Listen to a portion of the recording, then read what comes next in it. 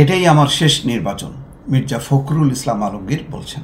রাজনীতি, নির্বাচন, ক্ষমতা এমন একটা বিষয়, মানুষ মৃত্যুর আগের দিন পর্যন্ত ক্ষমতায় থাকতে চায়, নির্বাচনে জিততে চায়, রাজনীতি ছাড়তে পারে না, এত রক্তের মধ্যে মিশে যায়। সেখানে মির্জা ফখরুল ইসলাম আলমগীরের এই বোধোদয়টা আমাকে সত্যি চমৎকৃত করেছে। বিএনপির ইতিহাসে সবচেয়ে সফল, সবচেয়ে যোগ্য, দক্ষ মহাসচিব হচ্ছেন মির্জা ফখরুল ইসলাম আলমগীর। এই কারণে যে 15টা বছর আওয়ামী লীগের এই যে দুঃশাসন মোকাবেলা করে তার এই বয়স, এই শরীর স্বাস্থ্য নিয়ে তিনি টিকে ছিলেন, এটা একটা বিশাল ব্যাপার। সেই কারণেই বলছি যে দুঃসময় যে দায়িত্বটা পালন করতে পারবে সেই হচ্ছে সেরা। এর আগে অবশ্য খন্দকার দেলোয়ারও 1/11-এর সময় কঠিন দায়িত্ব পালন করেছেন। এটাও নিঃসন্দেহে খুবই একটা অসাধারণ দায়িত্ব পালন। ওই সময় যে পরিমাণ টানা পোড়ন, দল ভাঙাচোরা, সেখানে খন্দকার দেলোয়ার খুবই অবিচল ছিলেন। তারপর ভারপ্রাপ্ত হিসাবে দায়িত্ব পালন করেছেন মির্জা ফখরুল ইসলাম আলমগীর। খুব সফলভাবে তিনি দলের স্থায়ীভাবে মহাসচিব হয়েছেন। তার আগের ইতিহাস যদি দেখেন, আব্দুল মান্নান ভূঁইয়াও কিন্তু কঠিন সময় অসাধারণ দায়িত্ব পালন করেছেন। তার রাজনৈতিক প্রজ্ঞা, মেধা অসাধারণ ছিল।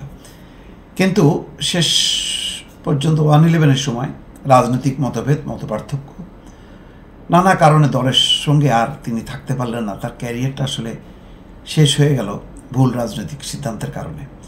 ফলে তার মৃত্যুটা খুবই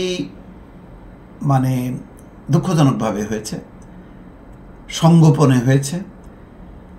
দল আনুষ্ঠানিকভাবে শোক পর্যন্ত জানাতে পারেনি বা জানায়নি, পরিস্থিতিটা এমনই ছিল। কিন্তু আব্দুল মান্নান ভূঁইয়ার তার আগের যদি ক্যারিয়ার ধরেন, এত ঠান্ডা মাথা, এত চমৎকার স্বল্পভাষী মানুষ এবং খুবই দৃঢ়চেতা ছিলেন।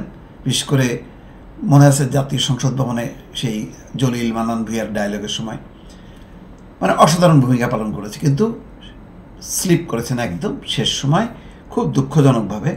তার বিশাল শুভাকাঙ্ক্ষী দলে ছিল, এখনও আছে, কিন্তু মান্নান ভূঁইয়ার নামটা অনেকে উচ্চারণ করতে পারেন না। আব্দুস সালাম তালুকদার, তিনিও অসাধারণ দায়িত্ব পালন করেছেন এক সময়।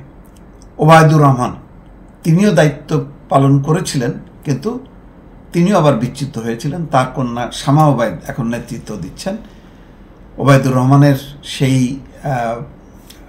অন্য একটি দলে চলে যাওয়া, দল ভাগ হওয়া, এই টানাপোড়নের পর শামা ওবায়দ কিন্তু আবার সেই বাবার সেই বিএনপি রাজনীতিটা ধারণ করে এগোচ্ছেন। যাই হোক, এখানে একটা আবেগ ঘন তিনি স্ট্যাটাস দিয়েছেন। তার ব্যক্তিগত ত্যাগ, রাজনৈতিক জীবনের স্মৃতি কথা সে লিখেছেন। বলেছেন, মহান আল্লাহর রহমতে বিএনপি আমাকে ঠাকুরগাঁও 1 আসনে মনোনীত করেছে। আমি বেগম খালেদা জিয়া, তারেক রহমান এবং সকল দলের সকল নেতা, নেত্রী এবং কর্মীদের প্রতি কৃতজ্ঞতা এবং ধন্যবাদ জানাই। তিনি তার স্মৃতি কথা লিখেছেন অনেক, তার কীভাবে তিনি রাজনীতিতে আসলেন, কীভাবে কী করলেন। যাই হোক,